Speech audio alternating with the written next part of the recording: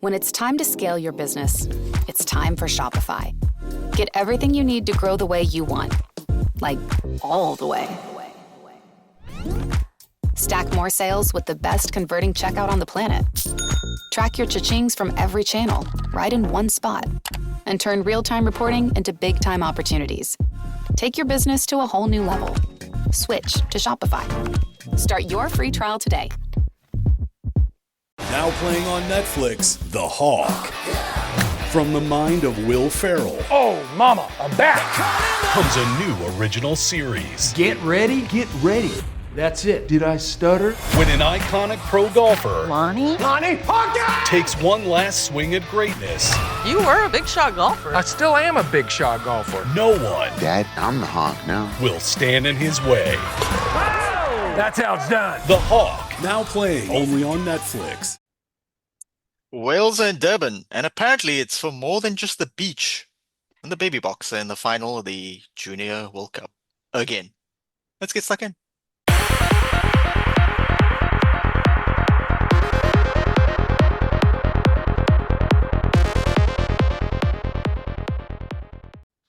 Welcome back to Bit of an Animal, the preview show, and I'm joined by Welsh correspondent Hattie. Hattie, it's your first time with this audience.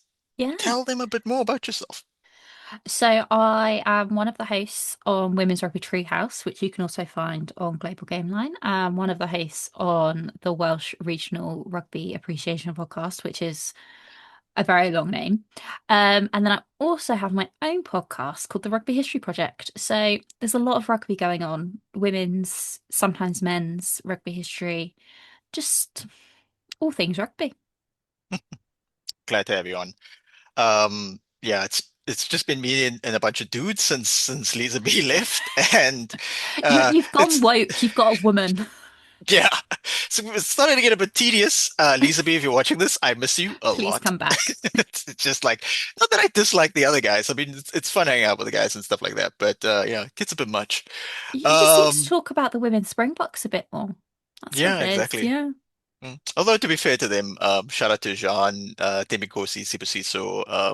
Yeah, they're all big fans of the ladies' game as well, and we mix in a bit of Arsenal there, so now and then. Oh, I have to also mention that this podcast is also sponsored by our friends at Culture Lab Kombucha. The links to their products are below, to their website and their Instagram. Yeah, shout out to them. Shout out to Jason, the master brewder. They out in Capricorn Park in Muizenberg, a South African brand manufactured in Muizenberg, Cape Town. I discovered it about a year ago at a rock climbing gym. I've loved it ever since. I'm so stoked that a brand that I really enjoy agreed to sponsor this preview series of the podcast. So shout out to Jason, master brewer. Shout out to Amy and Jacques, the founders. Yeah, and we'll show their product a bit later on the screen. But Amy, Hattie, we do have to start the podcast on a somewhat more somber note. We did find out yesterday that South African referee Amy Barrett-Theron unfortunately has to take a break from refereeing at the highest level to address the fact that she's been diagnosed with breast cancer. I have had the pleasure of meeting her on one occasion.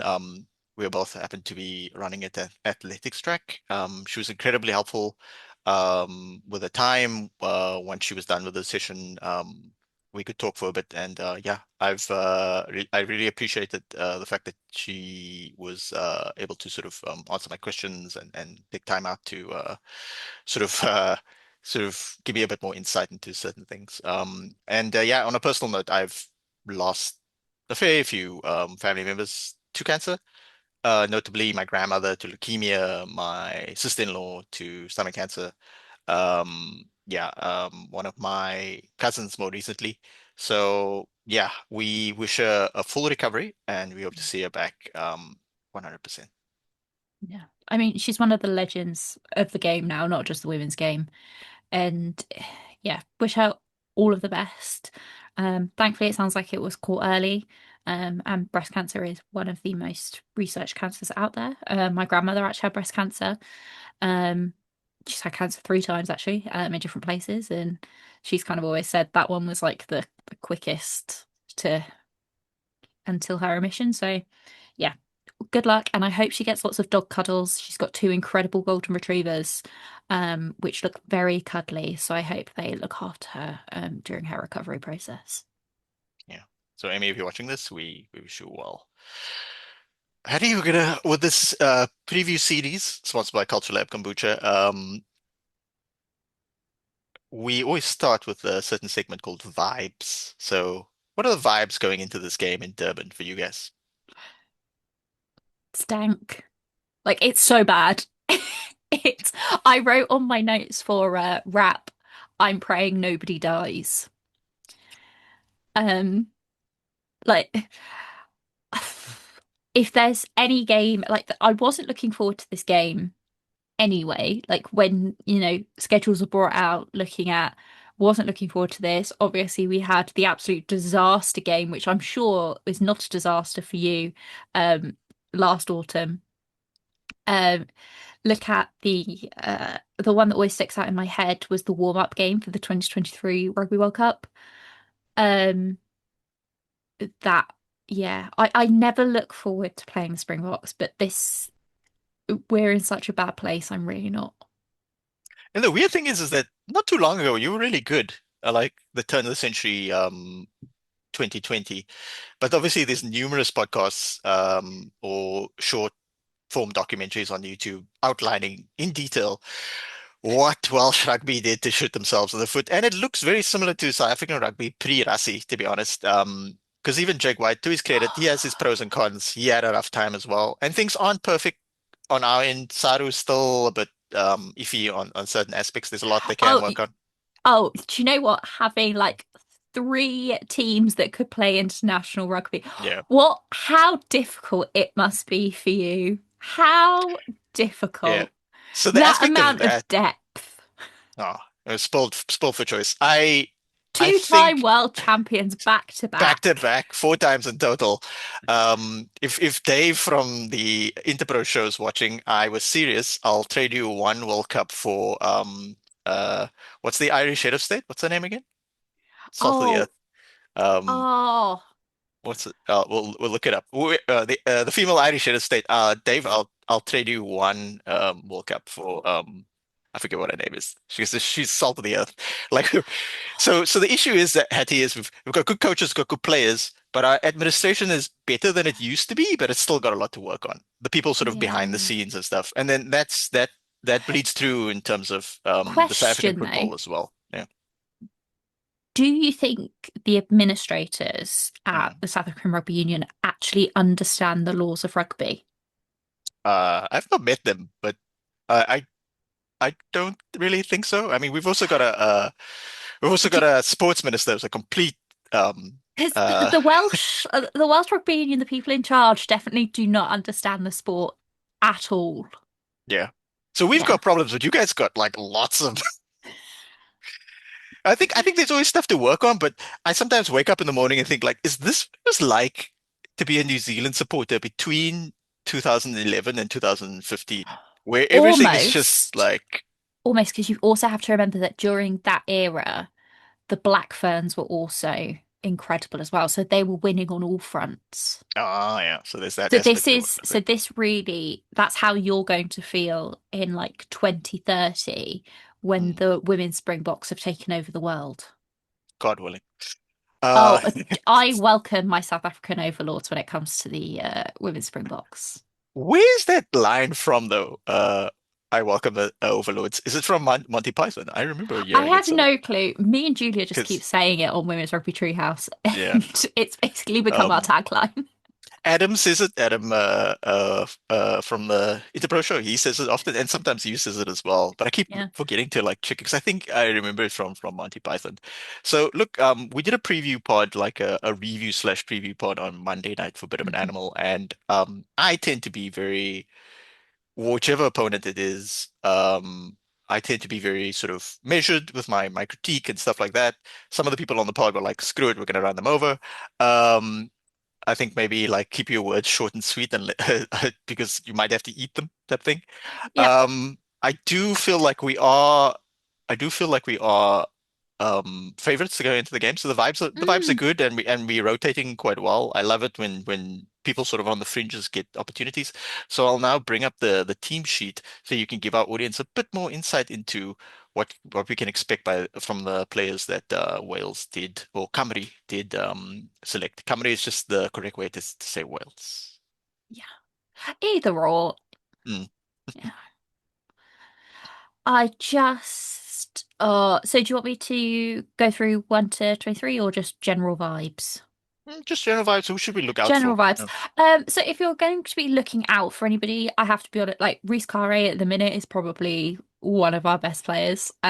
He is an absolute wrecking ball. I think, usually our front row is maybe concern against South Africa. That's most countries' concern.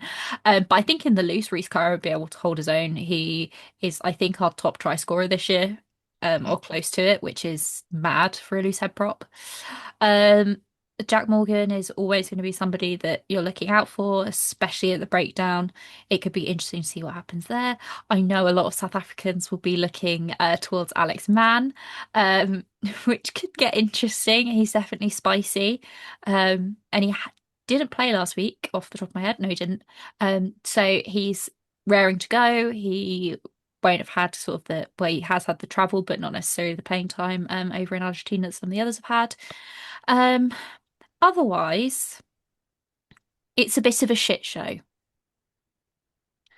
Um, Unfortunately, our like one of the better parts of our game in the last couple of sort of last since the beginning of the Six Nations has been Eddie James at 13. Really, he's a 12, but we've been playing him at 13. And recently, in the last few games, him and Joe Hawkins have been working really, really well. Where Eddie James is kind of coming in at 12, just to get over the gain line. For some reason, I'm not really sure why, Eddie James has been dropped and instead Joe Hawkins on the bench, and we've got a completely different midfield. Couldn't tell you why. I don't get it.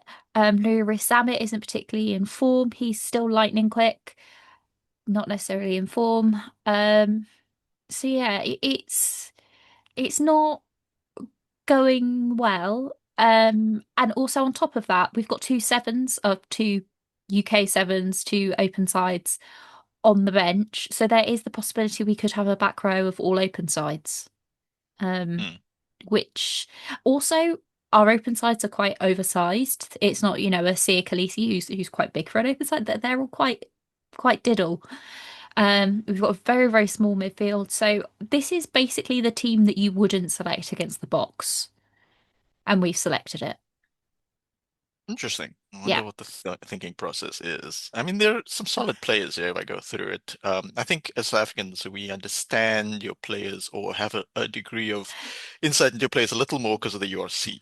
Mm. Yeah, there is that. We've got quite a few of our players who are heading over the border to England or already playing over there. Adam Beard obviously is in France at the moment. Um, but having said that, this to me is just not our strongest team. Um, if you look at like last week, again, dropping our midfield is a real surprise. Having James Botham on the bench is a really strange one to me because he's such a phenomenal tackler. Um, so to drop him is really weird. Ben Carter is just a massive workhorse again. Um, yeah, it's just a bit of odd an odd an odd choice. And we've got three players who've come in who have not played at all in the last 5 games. So very, very bizarre. Kieran Hardy's been dropped for Ruben Morgan Williams on the bench. Again, a bit weird. There's just a lot of very peculiar choices. Also, I've looked at Dewey Lake at hooker. He was at the beginning of the week we were told he's not fit, he's not going to be playing, and now he's starting. I don't know what that means. And his Um, captain. and he's captain. To be fair, like with him being captain and like if he has to go off, that's not a massive concern because we do have Jack Morgan, who obviously they were co-captains for a really long time. We do have the likes of Aaron Wainwright, who again kind of has that in his wheelhouse. Adam Beard has been vice captain before. that's not a massive concern to me. But he is by far our best hooker. So to have, the possibility that Ryan Elias could play 70 minutes when Ryan Elias is coming off the bench for the Scarlets is concerning to me. Um, but we shall see. We shall see what happens. All right. What do you? Because I'm having to put a hoodie on now because it's cold here in the Cedarburg. So to get to like kill time, what are your thoughts on the Springbok match 23 before I give my insight? Did you need to go?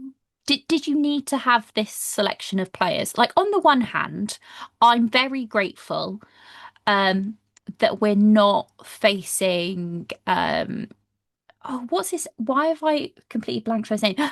Sasha. Really glad we're not playing Sasha. That's great. Thank you for that. Um, although he didn't do too well against the Scarlets, so I don't really know. Obviously, there's no Eben Etzebeth, which again, thank you for that. I know he's injured. No Sia Khaleesi, again, thank you. Do appreciate that.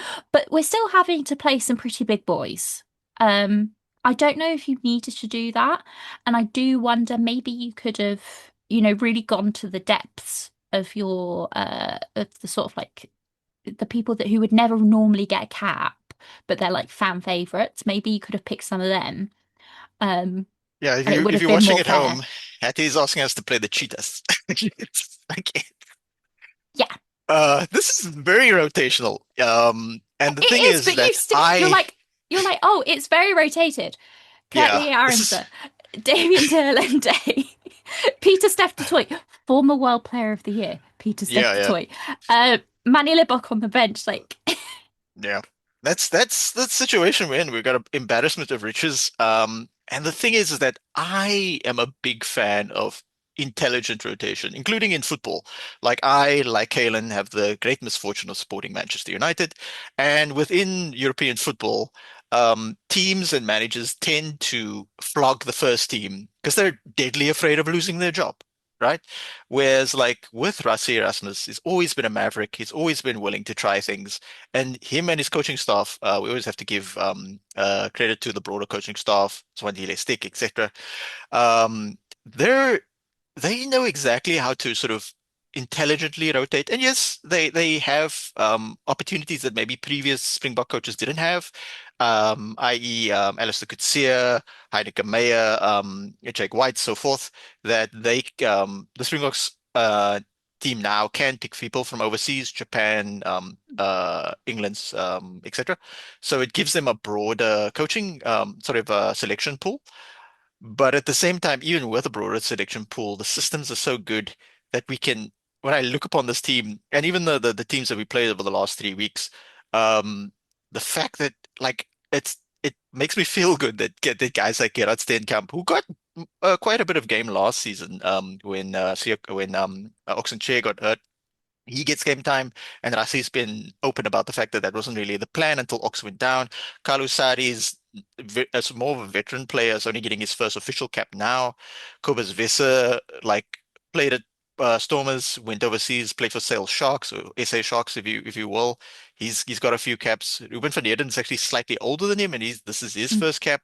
Paul de Villiers is looking like a modern fetcher, because the other sort of blind sides or open sides we've had have been slightly different. Like Siya Kolisi's, I grew up knowing Siya Kolisi as like a really good eight, and so on and so forth. So yeah, interesting. Peter Steph Toy is like a workhorse. All our players going to Japan and not fading, but instead actually either improving and or staying good. That's an upside. Japan used to be the place where you had your Indian summer and you like faded away. It was the MLS of rugby. Mm, Mm, yeah. yeah. So, like you say, Yasovis is now in Japan, even though he said he's leaving England to be closer to his family. But I think what he meant was is like, if you play in Japan, you can stay in South Africa for a bit longer. So Yeah. that's thing. Kobus Reinach's back. Obviously, as a Shark supporter, stoked to see Vusi. Bit sad that Eben Etzebeth couldn't play this game, had he? Because, him and Alex Mann have some sort of It could have been so. Do you know what? It makes me really upset as well that Tane Plumtree is missing it because and Sia Khaleesi because Tane and Sia they have such a special bond. Don't know if you've seen before when those two get into it. It's happened several times now. And Mm. obviously it never gets caught somehow. But I just love it. I just think it would have been really special to have them, go up against each other. Yeah, fisticuffs. And then afterwards, they're taking pictures with one another because obviously Sia Khaleesi spent a lot of time with Tane Plumtree. Yep. And when Tane Plumtree comes and visits his dad in Durban, sunny Durban, the they used to hang out with each other. So after Yep. that game, when they were like there were multiple games for the Springboks Happens all the time. and for Scarlets. They keep like handbags. They keep like fighting one another. I think it, So it must be because they know each other and mm, they must just be like, oh, I know how to get under his skin kind of thing. oh, Um, and so like Tane's kind of very like niggly anyway. so kind of like yourself and you, Griffin. Honestly, me and Hugh have an interesting bond. Euphemism, euphemism. But you said earlier, like, oh, I must have been so happy about the last game of end of last year, when we like put a lot of points on you guys in Europe. When it was However, literally an embarrassment. However, I was really enjoying it. I was like, great end to the season, and then Eben Etzebeth goes and does what he did, and I was like, oh, Yeah. this just screws the Sharks over entirely. He got suspended, and then he came back for one game, and then it's Connacht in Galway, and then hurt his hip, and then he was out for this thing. So I really wanted the Sharks to do well. So Hattie, remind me again which Welsh franchise do you support? I'm a Scarlets fan. Oh, same as you. Mm. And Lee's also a Scarlets fan, right? Yeah. Yeah, it's Yeah. it's the Scarlet's appreciation podcast. It's just saucepans and sidesteps. Yeah, The electric boogaloo version. exactly. Yeah. So on the bench, you got Ono Hofente, solid. Yeah, Jan-Hendrik Wessels, solid again. Will go low. Ben Jason Dixon, there's been some critique about him on the message boards, but I rate him. He's pretty good. Some people are saying, oh, he's 28. Why are we playing him? It's like over the hill. I was like, oh, it's a bit excessive. Mark van Staden can play hooker slash open side, or can also come on off the bench and sort of fight people. Sometimes when he's not supposed to against uh what was it, Glasgow in the Champions Cup. Was it Champions Cup? Yeah, I think it was. And then Herschel Jantjies hasn't played, won the World Cup in 2019, didn't get selected for the World Cup in 2023. He wasn't injured, he was just not selected. And everyone was saying, oh, obviously they don't like him, or people jump to so many conclusions that he don't get Do picked, you and they're know what? like, I was going to say when this team sheet came out, I was like, that's a name I've not heard in a while. Bloody hell. yeah, yeah. Yeah. Yeah, there's a big thing with the sports fans is like, and this is in football as well. The minute somebody doesn't get picked, they're like, oh, he probably did something to Retired, him. end of the world. Yeah, Yeah. yeah, yeah. Well, a lot of South African players go overseas and they mature a little. Mm. Shout out to Jacob Basford, who did the preview pod with me for the England game. It didn't go so well for England, by the way. If you missed it.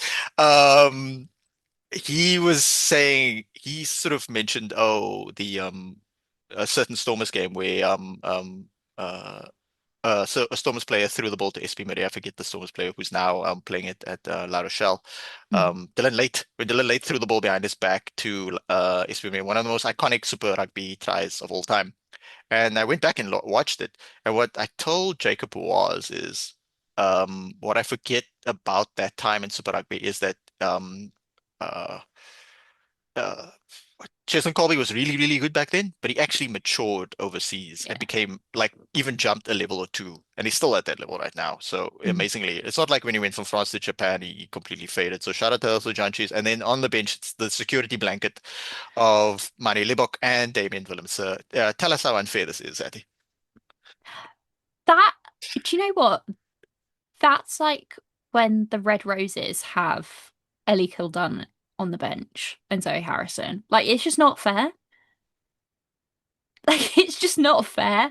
And I honestly think it's a little bit rude, actually. I don't think it's very welcoming. You're not welcoming us to your country. There was a time where you guys used to batter us as well. So, I know. these I, things. I keep thinking about the game. I think it was 2022 when we somehow managed to beat you in a game, and it was because you had the most heavily rotated side. And we spent the week being like, well, it's a bit rude that you've like played a really heavily rotated side. And then we beat you, and then we were like, oh, this is amazing. And then loads of Bok fans were like, yeah, but we rotated the side. And I'm like, I don't care. Yeah. I don't care now. It was great. And I honestly think we should be allowed to play that type of side. Because the thing is, I understand why you've rotated. We're dog shit, right? I fully understand that. We're not good. We just, we're starting now to compete with Fiji and Italy. We're able to, compete with them now. We saw, we did okay against Argentina for a little bit and then they pulled ahead. There is no way that we can compete with the Boks. We know this, but for some reason, we've just put out a team. Half of our team for the weekend is just, I feel for them because it's just going to be terrible. Our back line, it's just going to, somebody said in the Scarlets group chat earlier, it was going to be like the parting of the Red Sea. Um, and I kind of agree. It's just not going to be good. To have your midfield going through ours, I'm not looking forward to watching it. Mm. So, on that note, things are looking a little bit better for you at the Junior Rugby World Cup, Patty. Yes. You've got a really good fly half that you wax us lyric about often. So let's look a little at that. Yeah. Yes. So at 10, seeing as you've already talked about him, it is the one, the only Carwyn Leggett-Jones. How much do you know about the good old CLJ? Well, Which you is keeps telling us that he's writing his final exams in yeah, so and yeah. he's just done his A levels, which is like your final secondary school exams here in the UK. He's just done those. He's done his end of school leavers. Um, he went to Llandovery College, which is where Carwyn James, the huge sort of huge person in Welsh rugby, was teacher at, like, it's a really, really famous school in Wales for rugby. He went there. He helped them win back-to-back titles. He is the youngest person to ever play for Wales under 20s. He's got 3 years of Wales under 20s eligibility in front of him, because he literally turned 18 not that long ago. He has signed his first senior contract a couple of weeks ago. He's been on uh, his academy contract for a year, I believe. He was only eligible to play for the Scarlets back when he turned 18, which was midway through the season. He is an absolutely incredible player. There's still a lot of rough edges. He is 18 years old.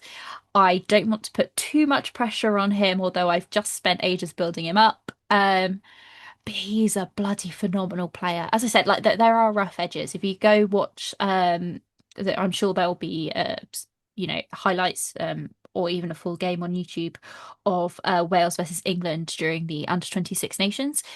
He has rough edges. You can see them. He sometimes, doesn't necessarily manage something very well, or his kick is a little bit off. But he's 18 years old. And to do what he's doing is just phenomenal. He's just got such a massive rugby brain. It's absolutely incredible. So yeah, really excited to What is see his him. physical structure like? Tiny. Um, He's like 5'7". Is he was playing for the Scarlets oh, earlier on d- this year, and he was smaller than our scrum half. oh my God, Hattie. He is tiny. Castello's not big. Dan Edwards not necessarily big. Dan Edwards is good though. I've seen him play well in URC, that type of thing. But are you really hanging your hat on a guy that's shorter than me, Hattie? Welsh people are not big.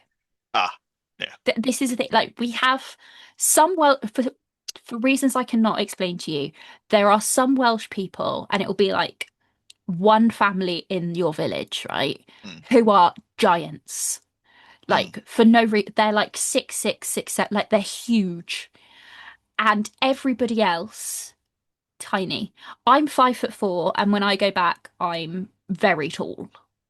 mm. Um, we're just not tall people. Yeah. So Mm. yeah, and also I've he's still got time to grow. He's only 18. mm. So the average height in South Africa is just below 6 foot. We are a generally taller nation, but I also find that like it also depends on your structure and what you're interested in. Because I mean, you can have a bunch of like 6'5" people walking around who are like perfect for a certain for example, I have a body structure that's like very good for. I think it used to be quite ectomorphic, but I've bulked up quite a bit since then. Whereas like friends of mine have body structures for different sports and stuff like that. Like So, we're but quite it's also small and quite squat. whereas in South Africa we're quite tall. Yeah. Although I have a older brother who's shorter than me for some reason. Um, but yeah, that's also a thing. But like yeah, I know people who are like perfect body type for like say rugby, but then they like myself, but then they love long distance running. Um, like I'm very mesomorphic now. Mm. Um, but then on the other hand, I know people who really are structured for long distance running, but they just love rugby because they grew up in a family that loves rugby. So there's also the aspect of like finding a kid who has a certain body type, and then saying, hey, maybe but also it depends on the person as well. You can't force like a kid to say like, hey, you're perfect for rowing because they're like you're tall and stuff. And then they're like, but I Wait, don't like it. So you got to do something you like. are you are you a Game of Thrones fan? Yeah, yeah. I try and bring it up on the podcast as well, but he was like, I don't know what that is. Oh, right. So you know the guy who was in Yeah. the Knight of the Seven Kingdoms? Yeah, he's a Connacht player. Yeah, yeah, and he was James Ryan's second row partner in the under 20s. Hmm. But he was like, yeah, he was like, I'm perfect for rugby, like shape wise, but I just don't like it. Yeah, exactly. Fair enough. Hmm. Yeah. Like I do have a friend who mountain bikes a lot, and then I did ask Carl, hey Carl, have you ever tried trail running? And he was like, no, it's not ideal for my body type because my legs are way too big. I'll just stick to mountain biking. So you're completely right. And then I did joke with Kaylon that like, oh, soon as Night of the Seven Kingdoms comes out, Connacht's gonna blow up now. The the Interbro show should have like skated on that. Yeah, But they should have got him on for an interview. exactly, yeah. Yeah. So He's too famous now. They won't get him. yeah. Yeah. Hopefully he stays uh hopefully he stays humble. On to our so what's your next opponent in the junior rugby championship? Scotland. So we obviously played them in the under 20s Six Nations. It went terribly for us. Mm, We had a straight red card. We then had a 20-minute red card from the same incident. It was an mm, absolute nightmare. But yeah, Stefan Manuel's playing really, really well in the centres. Tom Bowen is on fire on the wing.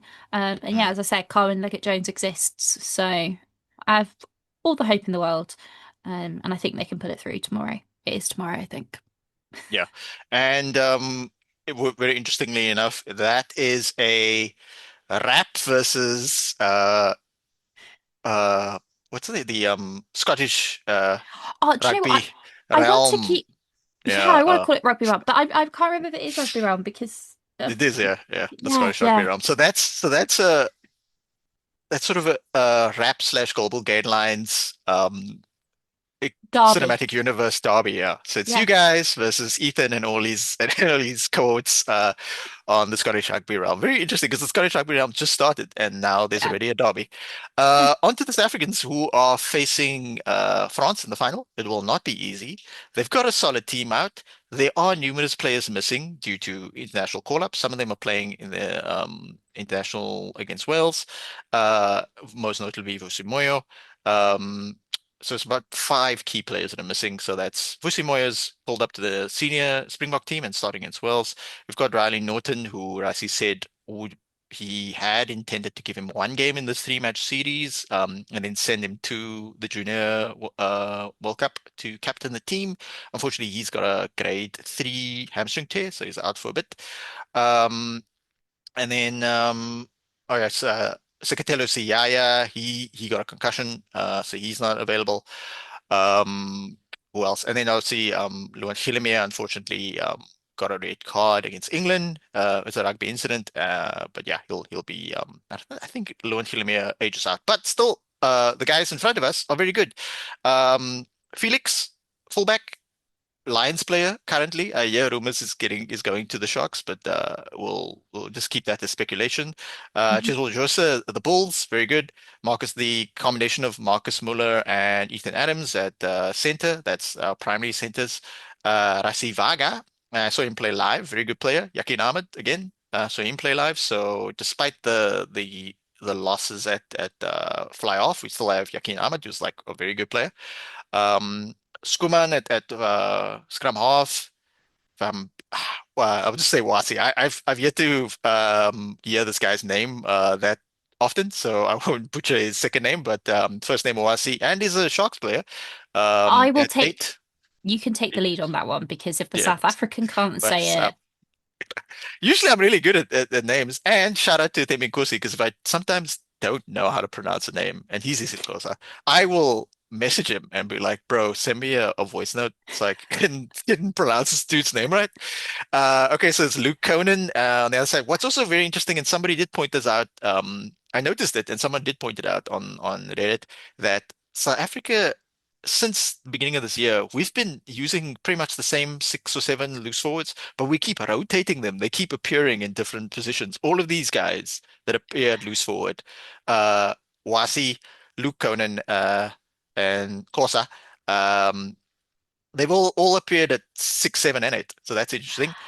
I think that's kind of in the South African DNA. They like it when it comes to your back row. I don't necessarily look at South African back rows and I'm like, oh well, this is an out and out open side, this is an out and out blind side, this is an out and out eight. Like to me, it's more about like size and who's going where. In comparison to like Wales, where we have a very, very set idea of what our 6, 7, and 8 do. So it's Exactly, because I mean, over yeah. the course of Siya Kolisi's career, I literally seen him play 8 blindside and open side. Hmm. And he's a big dude. So, and generally you would think your blindside is like a taller person. And also there was a period of time where the Stormers would play basically 2 locks on the flank just so that they could scrum the hell out of the other team. So, Yeah. so that's effectively like two blindsides type thing. Yeah. So, and then JD Atting and Theron, I've seen these guys in person. Big Oaks, maybe not as number 5-y as Riley Norton. So we'll see how they manage the scrums. Oh, also I forgot. We're also missing Kai Pratt due to injury, but he also tested positive recently for anabolic steroids. So or anabolic steroids? That might be I don't why know. he's a bit large then. Maybe. I'm not gonna make any assumptions. I don't know if he tested positive. I can't remember what he tested positive for. So anyway, Kai Pratt, young guy, signed for the Sharks. If he did make a mistake, we'll support him through it. Lord knows we've all made dumb decisions when we were young. Starting captain and hooker, Ndebele, recently left the Bulls to the Sharks. Fantastic decision, young man. Although to be fair, Hillemere went the other way. So, and then That's an incredible last name. yeah, Yeah. Ndebele, Yeah. Ndebelele. Yeah. And Anglo then presenters are going to have the worst time trying to say it, but yeah. yeah, when I watch URC and the South African teams have to play away, and then Right. they pronounce Pepsi Butalezi's name is Pepsi Butalezi. It's like, bro, do you know that kind of sounds like you're saying he's like the second part of that doesn't it sounds a bit derogatory, and it's also not how you pronounce it. I will say, just to interrupt again, is that if it's Irish presenters, they don't pronounce Welsh names correctly either. Ah. So blame the Irish. So on the bench we've got Liam van Wyk, and I have to make a public apology because I was watching the Springboks game against England. And by the way, England gave us a game, the baby Boks against England, and the comms person said Liam van Wyk was born in England. And I just took him for the word for it. And then I mentioned it on the pod on Monday because the game was immediately before the pod. And when I did some further research, it turns out that was untrue. So a faux pas on my part. Don't listen to the comms person, They although lied to you. except for Paul Stubbs, shout out to you. I do know some comms people. So Paul probably does his research very well, but I don't know who was comms on the other game. I would love to be comms one day, by the way. So shout out. I'll do my research, guys. I'll do my research. Um so Rambo Kobeka, how do you like that as a first name? Do you know what? The combination together is pretty sensational, isn't it? Obviously, Rambo isn't his first name. In the long tradition of South African rugby, we give our props not only Xhosa and Zulu props who have maybe more difficult to pronounce names, but we like to give the prop a nickname. So in the Mm. Oosterrand's actual name isn't Oos. Bakkies Botha's actual name isn't Bakkies, but obviously it's just a nickname and he's a lock. And then it's Bisum Taurira, Oxenche, and now another one in the line. Obviously, I'm a big fan of Rabo Kubeka. I've seen him in person a few times now at the Baby Bok games, and he's obviously another Sharks player. Luan van der Berg, Jaden Orange, Wynberg Boys High alumni. Thomas Slightly more Billings boring getting name. yeah. Yeah. At Kemp, he played really well against in the series of games that I saw. Jaden Brits covering as a 6-2 split. Jaden Brits covering uh, scrum half, and then Samuel Barnos. I've seen him play inside center, so it's interesting. There's just a scrum half and an inside center on the bench. Maybe one of the loose forwards can sort of mixed up. Mm. So we'll take this opportunity to shout out Culture Lab Kombucha. Fantastic range of flavors. They've got all of them. You can order all of them now on the website. Recently added, so it's wild Dachau ginger, lemongrass. My personal favorites, maybe because the one I first added. Buku rooibos is like a sort of a small bush that you get in the Karoo. Like the Confetti tea. boss. Yeah, exactly. It's like a fermented tea. I love this Yeah. stuff. And then a more sort of mushroom-based one, lion's mane, reishi, and cordyceps. And then obviously the more grape type. This, if anybody knows grape tizer, this tastes like really, really high quality grape tizer. I had it the other night and it was fantastic. But yeah, obviously somehow my favorite is still lemongrass. It's like, and you can always also you can order on the website, or there's a whole list of stockist all over, unfortunately, all over South Africa and in Namibia. Unfortunately, not yet shipping to you Europe, Hattie. So you'll have to come visit us if you'd like some for now. Mm. Yes. Obviously, that would be my number one reason to go to South Africa, and not the rugby or the animals or the people. It would be the kombucha. Yeah, Yeah. the beach and the mountain, all kinds of stuff. Yeah. Lions in real life? Nah. Kombucha. So I'll close that for now, and I'll close that for now, and we'll do quick fire thoughts now that all the team sheets are out. Before Mm. we get to we'll do the South Africa Wales prediction right at the end after the Currie Cup stuff. But your thoughts on New Zealand Ireland? I haven't actually seen the team sheets. Oh, have I seen it? I can't remember. I think I Oh, have. here we go. Um, Here we go. Lineups. Oh. I so and I don't say this to be negative about Ireland. I just think I feel like they've come to the end of their time. They haven't Mhm. blooded the next generation very well. I think it's the end of the hype. I think 2023 was their chance and they blew it. Although I am a big Rob Balakoon fan, so yeah, Yeah, could yeah, I be like fun. Mark Balcoon. I like Cormac is a Chuku. Talk about a cool name. Cormac is a I Chuku. know. That's fantastic. You're lucky, game. Yeah, sensation. Oh, Jansen actually on the bench. Mm, Interesting. Yeah, playing against his countrymen. Yeah. yeah. Uh, he Um, did he did and the Bundy, post-match interview. obviously. Oh yeah. Jansen did the post-match interview, and wow, what a strong New Zealand accent. I think But then, Well, I think Ireland are better when they mix in people from different areas. Like even tattoo guy himself, fullback, what's his name? Always injured these days. oh, Matt Hansen. So Yeah. the thing is, there are a lot of um Ireland and Scotland players who they're from the like they're born in the southern hemisphere, etc., etc. But the reason why they qualify is because their dad or their mum is from Ireland or Scotland. Same with Wales. It's just like we like going out and being colonizers. It's, we've been Yeah. doing it for a while. So a lot of these guys, like with the exception of Bundy, like if you go down the island list, like there's quite a few who they've just qualified automatically.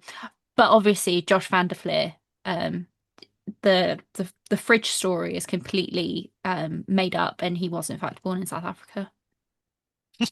His grandparents didn't come over to run a fridge business at all.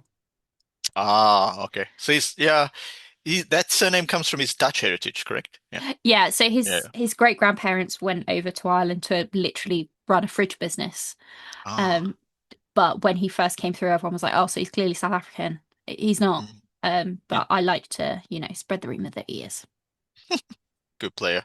Yeah. Interestingly enough, as it relates to Ireland, they also tend to like run out people where you're like, unless the Munster guy Burns, unless he's starting on the flank, some of the players all look like open siders or eights sometimes.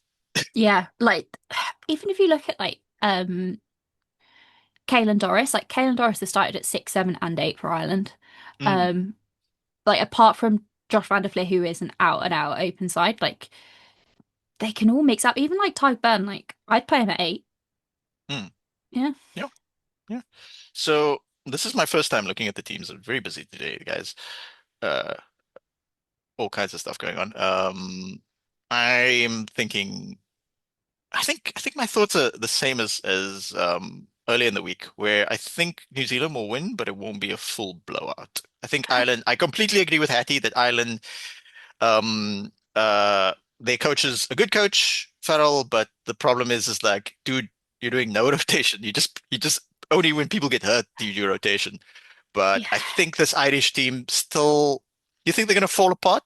Uh, I don't think they'll fall apart. I think we're just very solidly in the declining era. mm, I don't think they're going to have like massive blowouts or anything. I mm, just think that we're just going to see more and more that they are slipping. And those wins against New Zealand and South Africa just become fewer and fewer because they've got a coach who started off as their attack coach, attack or defense, I can't remember, but started off an assistant and was in that position for a really long time, took over as head coach, has now been head coach for quite a long time, and they've extended it and they have belief in him, which is great, but he's not making any changes, and they've actually wasted quite a lot of development, I think. And when you look at like the under 20s coming through, they have the same caliber as a few years ago. So yeah, sorry, yeah, Ireland. the under 20s didn't even make the semi-finals. The Wales and Scotland under 20s game is actually the fifth and sixth place Yes. playoff. So you're above the Irish under 20s. Well done. Um, so I think they've got enough in this team to make it competitive against New Zealand. They have won in New Zealand before, but I completely agree with Hattie that like, dude, are you not gonna like slowly bleed through some young players so that there's a there's a degree of squad turnover, but it's in Afrikaans we call it baadjies for booties. It's like jobs for friends. Yeah, they're going to have loads of players who break the cap record. Mm, But should they? I don't mm, know. yeah. Yeah. Look, it's all good and well, but you gotta like freshen up the team. Mm. France, Japan, good luck, Japan. Italy, your thoughts, Italy, Australia? Australia, I Italy, I should say. My I I I think it'll be a win for Australia. Italy are going in without a head coach, because Gonzalo Casada has caught a 2-match ban for what he said after the New Zealand game. So that could be interesting. They are obviously missing a Canone, and when you're missing one Canone, you've got to have both Canones on the pitch, or otherwise they don't power up correctly. So yeah, I think it could just be a bit of a shit show for Italy. Um, What I find interesting about, I can't remember which Canone it is. He played lock quite a bit. Which oh, Canone is that? Nicolo. He looks just like Jake Paul. And I'm not fond of Jake Paul because I Yes. think he's a wanker, right? Or as we would say, a duas, right? Jake Paul seems like, oh, I'm just gonna Do you know try what? and be famous by being obnoxious. But like Jake, how much is your self-respect worth? But anyway, because every I time I will see them, I'm say gonna, yeah, the Canones, both of them, yeah. they have incredible Instagram accounts. Oh, well, So when they beat, was it Scotland or England or whoever it was that they beat in the Six Nations, and it was like, whoa. Um, they were going on live, like on the bus, and the management were trying to get them to shut it down, and they kept going live. It was really funny. mm, They love to barbecue, no, which I'm sure our South African yeah, listeners here would love to know. And they've yeah. got some great dogs. Oh, that's good. Yeah. I did bride today, and I intend to bride tomorrow, and yeah, I'm gonna watch out for that diabetes. You know, I keep debating on getting a barbecue, but I unfortunately have a Labrador, and I think she would try and take off whatever was cooking. So, ah, yeah. yeah. Yeah, so my point of that though is that I hope they don't have the same personality as Jake Paul, but like you said, they Instagrams are Oh, quite good. sensational. Yeah, So I yeah, don't, but he does look like him. yeah. To Yeah. be fair, like the one positive thing I'll say about Jake Paul is he does push through that MVP promotions, most valuable promotions. He does push Amanda Serrano and the Irish boxer as well, the Irish female boxer as well. So he's doing some positives as well. And I know if you're listening and watching to this and you think like, how does Muhammad know so much about boxing and MMA? It's because I watch and or listen to Morning Combat, Luke Thomas. So shout out to Luke Thomas and what Chuck Mindenall, the Iceman. Oh, So yeah, Muhammad watches and listens to way too many podcasts. Um, Fiji, Scotland. Ah, I don't know. Murrayfield, Edinburgh. yeah. Where in Fiji is that? I just think Scotland, I think Scotland will edge it. I think Fiji are not playing well. I also think that Scotland have a habit of taking their foot off the brake. I think it depends on how Duran van der Merwe wakes up. Um, if he wakes up and decides that he's playing England, they're in for a good game. But again, they've gone for a lot of rotation. So it could be interesting. I just think are Scotland going to underestimate Fiji potentially? Are Fiji going to do whatever they've done over the last couple of weeks? Potentially. Um, yeah. But Fiji put out quite a strong side, I think. Yeah, pretty much the best side they can. I like that Scotland rotated a little. Mm. So I think I'm a much closer game. Fiji really let us all down against England. Um, so And they've uh, not had to do any travel. Like, mm, they've basically gone up the road each time. yeah. I mean, Scotland, are they taking this serious? They only got one South African born player in the team. It's weird. Two. Is Carl Stein there? Oh, Duan Duan, I apologize, Duan. Uh, I last saw you play for the Barbarians against South Africa, and you didn't do very well, Duan, to be fair. But I'm not trying to be a dick, but congratulations to him and his wife. oh, They are expecting a baby. wow. Yeah, Yeah. you're really fine. His I wife has a great TikTok account. So if you want to follow Nika van der Merwe, I highly recommend it. yeah, I've seen Duan Funamaba's wife on his profile, and I have to say, well done, Duan. You've outshot your coverage. Do you know what? She's funny. She's good If, looking and she's funny. yeah, if only we could all be that lucky. It's just like, And he looks like He-Man, yeah, exactly. which is, yeah, or Johnny Bravo. Mm. Yeah, very Johnny Bravo-esque. Mm. Argentina versus England. This seems weirdly familiar. Where have I seen this before, Hattie? In the This could football? this could get rather spicy, couldn't it? Your friend, oh, no lineups yet. No lineups announced. Lineups to be announced. It would be fun. Did you Oh, see the video of Henry Pollock? Pollock out the Mm. window of that Mm. bus? Yeah. Yeah. It could get really spicy, I fear. Mm. Um, yeah. I think that, how many signs about the Falklands will be involved in the crowd? Yeah. unsure. Um, yeah, I mean, usually like Argentina, England, like they go without hassle in rugby. I think it's generally just in football that there is the kind of animosity that we saw yesterday. Yeah. But I think coming off the back of what happened, just like it's very close together, it could go, it could be a bit fractious, I fear. Mm.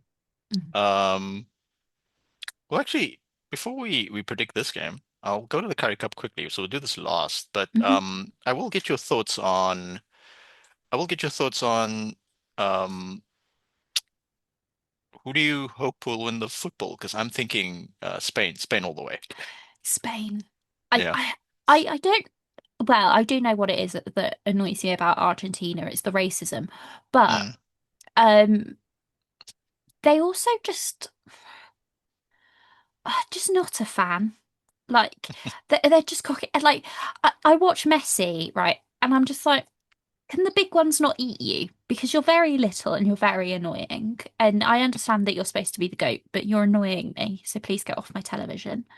Um, I'm not a big football fan. I'm definitely a bandwagoner. I will watch when a big tournament is on. Um, but I just find them annoying. So Spain all the way. And I do just really enjoy that there's like a 12-year-old child playing for Spain. They still got braces. Yeah, yeah. Lamine Yeah. Yamal. I like Spain. Their players also fantastic. Some of the things Argentina said some really outlandish stuff about the French national team, another very diverse team, saying like, "Oh, these guys aren't really French. They're actually from Ivory Coast or whatever." So that's very underhanded in my view. Mm. But whereas Spain, when they went up against France, people were asking their players in the press conferences about that, and then the multiple Spanish players were like, they're a diverse country and it's their strength. We're a diverse country and our strength. And from speaking as somebody from a diverse country, and thankfully our national team understands that it's our strength. I completely concur. So yeah, but I also really like Spain in terms of their style of play and how they evolved and sort of the fact that they give young players and there's a mix between young and old players within the team. So yeah, I'm stoked to see Spain in the final. I think it's a bit weird. I think I was. As much as I don't like to root for, oh, Tim Inkosi is gonna love this. I don't like to root for England. I was like, oh, England over Argentina at least. But then Harry Kane went to go say some like weird stuff, and I was like, I don't know how I feel about England either. It's like Harry Kane, you could have just said no, right? Yeah, you could have just said no comment. You could have, he could have just lied about it. He could have said, like, no, I didn't do it. I didn't go golfing with Trump. And people would have believed it because Trump comes up with absolute nonsense. Like, it would have been Yeah. fine. Or Um, he could have just not uh or not sort gone. of. Why would you want to golf with like that's like anyway? It's like, oh, Mohammed, did you go running with Oscar Pistorius? No, he invited me, but I was like, no, thank you. I'm I, cool, I, bro. I will say, like, when I look at a lot of the England footballers, I'm like, you're dumb. Like you're just not, you don't live in the real world. Like it, I know it's similar across different parts of the world, but like when male footballers, like they have no contact with the outside world really. Like they're put into academies from such a young age. They really just need to go touch some grass. Like they have no concept of what is going on in the outside world. It's wild. It's just bizarre. So yeah, I went to Yeah. school with somebody who was in an academy and just just weird. Just really, really weird. He didn't make it. And I think that also made him a bit weird, but yeah. Mm. Yeah, we find that in rugby as well to a degree. But yeah, like professional sports people, some of them. Hey, shout out to Jalen Brown though, from used to be for the Boston Celtic and recently got traded to the Philadelphia 76ers. He's Mhm. the exception to the rule as it relates to intellect and being good at sports, but also understanding the world around us. And Before, also, like yeah. every WNBA player ever, they're all really clever. Yeah, yeah, that is true as well. I actually concur, yeah, with that. Yeah. I can't remember this one specifically I'm thinking of, but yeah, I do follow that as well. I played a bit of basketball the other day. Hattie, well, just quickly through the Currie Cup quickly. I just want to for our South African audience, I just want to remind everybody the Currie Cup Premier Division starts this week. Some of the fixtures are out. There are only 4 games, so we'll go through it quickly. Some of the team sheets out, all the fixtures are out. Pumas against the Sharks. Pumas go full strength because they're not a URC franchise. Sharks are going literal C and D team, but when I say C and D team, I mean veterans and guys who needed more game time and young players with a lot of potential. It's also going to be incredibly interesting to see when the Junior Rugby World Cup is finished, how many of those players from the Sharks team and the other franchises go into the URC preseason team, because the Sharks are literally doing Springboks aren't with us. URC preseason, these guys are not going to play Currie Cup, maybe the last fixture, and then a Currie Cup team of a lot of young players. Most of them appeared in the SA under 23 team. So for our South African audience, especially the Pumas thing, Pumas are going obviously full strength as they can. Shout out to Shanga Kamlashe. Spoke to him a few times. He's here to the Bulls after this Currie Cup season. Vian van Wyk made the other direction. Recently joined from the Bulls. More recently, Varsity Cup stalwart Nivaldo Fleurs went from the Varsity Cup to the Sharks. Had struggled with injuries, didn't get that much game time, but then his first season at the Pumas, he was injured for quite some time. So great to see him actually play. Very talented player. Willie Engelbrecht, JJ Skeppers was loaned to the Sharks. Shout out to him. Other players to look out for. Hey, Marvelous Hashim B. What a name. And then Femi Kosi told us that he actually went to school with him or knows him in some capacity. I forget what name. And let me just go deep dive in the Sharks quickly. Okota, Varsity Cup player of the season, young player of the season. Well done. Looking out to see how he plays. Very, very athletic player. Chris Grobler joined us again from the 7 setup. Most of the season he's not with us, but during this Currie Cup time, the 7s aren't really playing, so he's back. Minus Potgieter at outside center, very interesting. Young co-purchase. Very went straight from high school inside center to playing Currie Cup last season already. Tim Swills rejoined us. Very much a journeyman. Everybody knows his Timo Swill because that's his actual name, I believe. Ross Brudier, Thomas Dyer. Tim Swill has played like all over the place, including Harlequins. So you might be familiar with him. Yeah. Willem van der Heever's at open side. He's usually a lock, so that's quite interesting. And Kieran Van Vuren has joined us again, so it's nice to have a veteran back in the thing. Dion Slubbert's now full time with us, not with the Pumas anymore, so he's playing there. And Cameron Dawson recently joined us from the Cheetahs. On the bench, it's young Jacques Marais. Yakud Dutoy recently joined us. Lee Marvin Mazibuko. Looking for a bit better performances from him recently, and then Keanu Everson won the Junior World Cup last season. So I also concur that the Pumas are going to win. Why? Because they have a much more settled and senior team, and we're really sort of mixing it up over here. Stormers 23 versus Griquas. Similar to the Sharks, very sort of mixed team. I won't go through all of it. Angre, Duplier. Ollie Keppel. Yeah. Scottish international Ollie Keppel. Grobelaar, so this is very much a rotated team. Young guys. Scaran Tobeni, quote unquote retired, but he's there. Vernon Paulo recently joined them from the Cheetahs. Interject when you can, when you see familiar names. I'm just going to be yelling random names that I recognize. Yeah, Grobelaar used to play for Mazda as well. He recently left the 2 players in this team recently left the Sharks. Grobelaar and the scrum half that they signed, Tian Fourie. He was on loan at Southwestern District Eagles, by the way. And Griquas, the defending Currie Cup champions, look really good. Kirsten Wares at fullback, Dylan Mart on the wing, Stephen Coetzee that they recently signed. Makata, interesting at inside center. That's the thing. And then Zwellen Daba, who generally plays at inside center, is outside center. That's a bit interesting. Dylan Smith, Lions, who carry Mpofu had a fantastic season last year.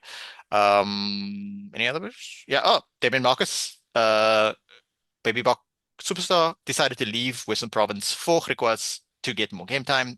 And watch out for this guy. He basically I wouldn't say drop down level, but change teams so that he Okay. can get more game time. He's going to be playing URC and Springbok Rugby at some stage in his career, and then in Cameron Ofka. Um, Cheetahs Lions. Lions did not name their team yet. Cheetahs is pretty much their full first team because they're not a URC franchise. Any player that I want to point out? Is that Faf de Klerk? Aha, you're right. Exactly. So he so he signed. Cheetahs has had a lot of players recently. So there are some familiar What faces. happened to Faf de Klerk? Like, what a drop off. Or Well, is he yeah, just old now? uh I don't know. he's older, but he's still in the Springbok mix. He's sort of on the fringes. Yeah. He did play for the Springboks off the bench against the Barbarians, but But then he played for the Barbars because I went and watched that game against Wales. exactly. So he Okay. shifted from there to there. He obviously a very good player, but then but he struggled this last season in Japan with injury, but he's very much still within the system. He's just Mm. playing the so yeah, I think because of the injuries in Japan, he didn't necessarily play for us that much last season. And we have a lot of options at That's scrum come half. off. So he chose to not stay another year in Japan because his wife is actually from the Free State, so to be Okay. closer to family. Um, so good for him. But yeah, this the Cheetahs team. Blommetjies is high profile. Zyder Du Plessis used to play for the Lions. Menuet Hudsonberg is from the Hudsonberg family. His brother plays for the Stormers. Um, uh, Carl Wagner. Some of these guys have Super Rugby experience. Victor Seketete, he was captain last season. Ran the scrum quite well. And then Pris Kambende, he's quite good. Daniel Martin, he's like such a good open sider, and somehow he's I thought he would depart the Cheetahs after they got bounced out of the Pro 10, Pro 12, something like that. So he's a much better player than sort of his Mm. stature. Is sort of like a more very similar to Paul de Villiers that we have now. Yeah. He just So really yeah. likes the kit. Yeah, I just really like playing in the Free State. So Yeah. those are the preems. Lions did not name their team. I'm super eager to see who the Lions put out. And then unfortunately the Bulls are traveling to Borland, but they didn't name their team either. So that was And just like Griffin fan. Colby is the Yes. referee. So Yeah, that's going to be one hell of a game just from that alone. exactly. Oh, Quentin Immelman's a TMO. That should be fun. I've never met Griffin. What are you trying to insinuate there? Uh, he has a very special place in Welsh rugby hearts. Oh, what did he do? What did he do? So he was a referee for Wales versus England under 20s, Mm, not this year, the year before, and it was a complete and utter shit show. And mm. then he ended up refereeing a Scarlets game early this last season, and again it was a complete and utter shit show. So yeah. That's my only introduction to the man. And you know it's always good when you know a referee by name off of two games. Griffin, Hattie lives in Wales if you want to talk to her, but yeah. He can find me way easier than he already knows I run at the athletics track, so he's gonna message Yeah. our sort of anybody we know who recently be like, which athletics tracks do you run at? It's all of And them, Griffin. All of them. I stand by my words, but they are Yeah. my views and my views alone, and not the representative views of this podcast. Hattie, are you familiar with Bryce Lawrence? No. No. Okay, so I've been watching rugby since I was two.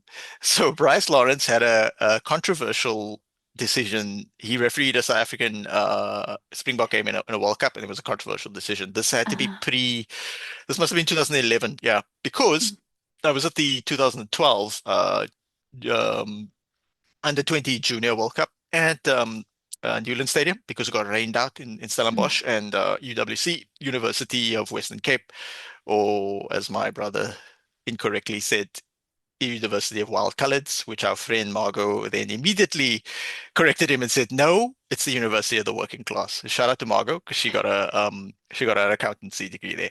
So Margot, if you want me to plug your accountancy business, you know how to find me.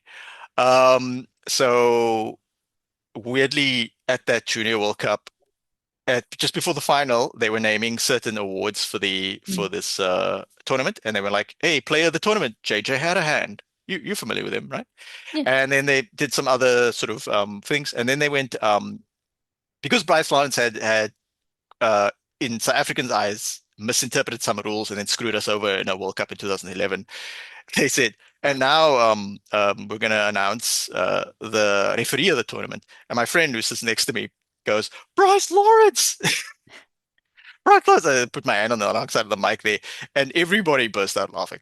So yeah, I don't know who the referee of the thing was, but yeah, Bryce Lawrence is he's no longer a referee. I actually looked his name up, and yeah, rumor has it our co-host Bryce, that's who he was named after. Why? We don't know. Anyway, enough banter, Hattie. We both have to get some sleep this evening and do some other stuff. Um, yeah, we always in these preview pods sponsored by Culture Lab Kombucha with our honest review, preview, predictions of what we think is going to happen between Springboks and Wales at in Durban. Ugh. I'm going to hate every single moment of it.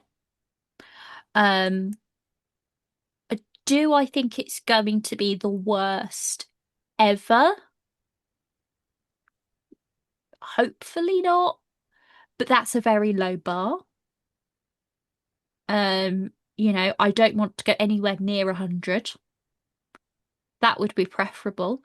If we could keep it one side of 50, um, that's a success. I think whatever happens in the game, though, Welsh rugby media is going to have a field day and it's going to be horrendous afterwards. I'm not looking forward to this game at all. At all. If we score a try, I'd be fascinated. I don't. Oh, You I remind can't me see of it happening. you remind me of me in 2014, Hattie. This is how this is how like, oh, we're playing New Zealand in New Zealand. Ah, this isn't what time is it? No, I'm gonna sleep in. Um, Just yeah. like for reference, the last time we played you, it was you won 73-0. Yeah, it should have been more, but towards the Yeah. end they were And then the carrying. game that I'm remembering as being like utterly horrendous was 52-16. And I remember at the time thinking, this is the end. That's not too bad. I would have, yeah, if we can, a 52-16, a 41-30, Mm, as long as it's not 73-0. mm. Actually, before we close off and I give my prediction, tell us about the shirt you're wearing. Is that a team you've played for? Yeah. No, this is an Ealing Trailfinders Hmm. jersey. So the really cool thing about Ealing Trailfinders, so they obviously have their men's team which play in the Championship, which is the second division in England, and then their women's team play in the PWR, which is first division. Um, but the really cool thing is they've got different logos. Mm, So when you buy like Trailfinders women's jersey, they are the women's jersey. You're not just buying the men's jersey. So and they also release them in the really cool cotton jerseys. So mm. this one has like stripes and stuff on it, and I own all of them Yeah, that's because a they're. Diadora label, right? Yeah, I think Uh, so. So I think I think that's what it's the brand is. Mizuno, Ah, yeah, I don't know my. but they're Yeah. changing to Nike for next season. Oh yeah, yeah. I only recently discovered Macron. Not that I bought any, Ah, but yeah, a cool shirt by the way. yeah, Trailfinders, their men's team in the second division, they did have a few South African guys. they have got loads, and I know this because they also have trading cards. Oh, mm, Hang oh, on. you got some. You got some.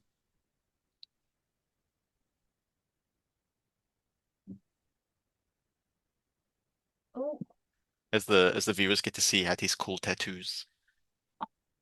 I'm back. Yeah, they've got trading cards, and this top one is actually a South Mm. African. Oh yeah, yeah. We used to play So for the Lions. Yeah, yeah, so Bobby Dibby. I have all the men's ones because Mm. was collecting the women's ones, but obviously they were mixed packs, so I've got loads of men. Oh, fantastic. Yeah.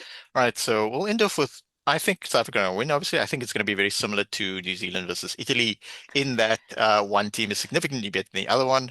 So what do I want from it as a South African rugby supporter? I want to see some sort of cohesion. I want to see guys who didn't necessarily get a lot of game time and minutes, sort of get more of that. Yeah, and it's in Durban. I support the Sharks. So I hope the people who fill the stadium get a show and that type of thing. So it's like um you you always, and I find this in competitive sports as well that I play, you always have to respect your opponent, even if you're sort of outmatching them, because sometimes you're the underdog and that type of thing. And lots of teams Mhm. prefer to be the underdog. It's just that Wales are like such stark underdogs as it relates to this game. So yeah, we're gonna, as a South African rugby team, we have to do the same thing we did end of last year. We have to make the most of it and use it as a means to do what Andy Farrell won't do as in rotate. Give players who are obviously going to be handed the baton at a certain stage, maybe sooner than later, the opportunity to play at this level. Like Vusi Moyo only played a handful of Sharks games. He got one Currie Cup game in the Sharks or two last season, one off the bench. He's got one or two, he got one URC game. And now he's going to start in the test match, and you want him to start against Wales, or you want him to start against a, um, a slightly less formidable team at home. So yeah, as a Shark supporter, obviously I was so, and somebody who met Vusi the other day, I obviously want to see him develop entirely, and this is the right platform for that. So yeah, I look forward to the game, and I'd like to thank Hattie and Culture Lab Kombucha. Yes. We should do this again, Hattie. Yeah. Yeah, yeah. Uh, until next week in Rasi, we trust.